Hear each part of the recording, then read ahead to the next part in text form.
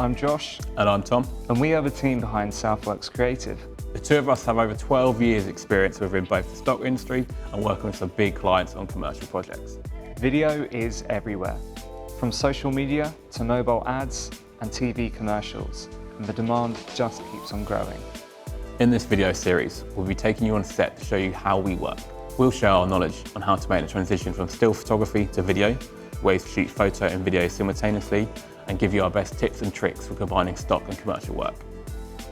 One of the key differences between shooting stills and shooting video is the way you set up your camera. First, let's talk about shutter speed.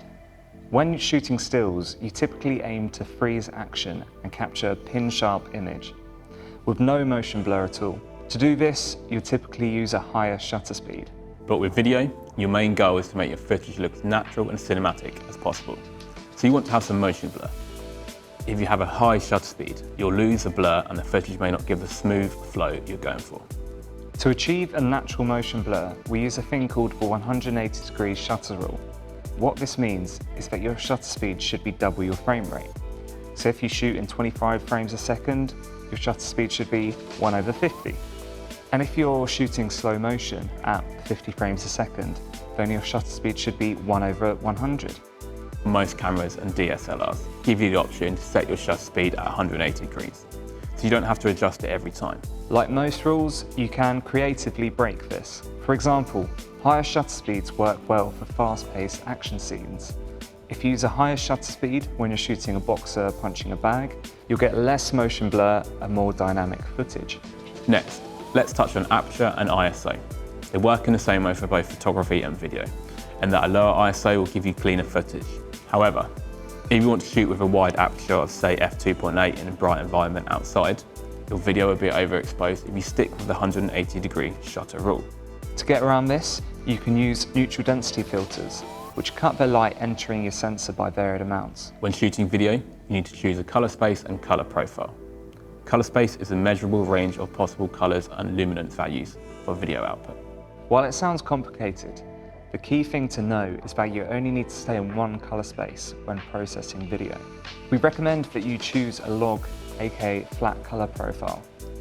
This way your camera can record uncompressed data, so you have more room to tweak your colors and expand your dynamic range when grading your footage.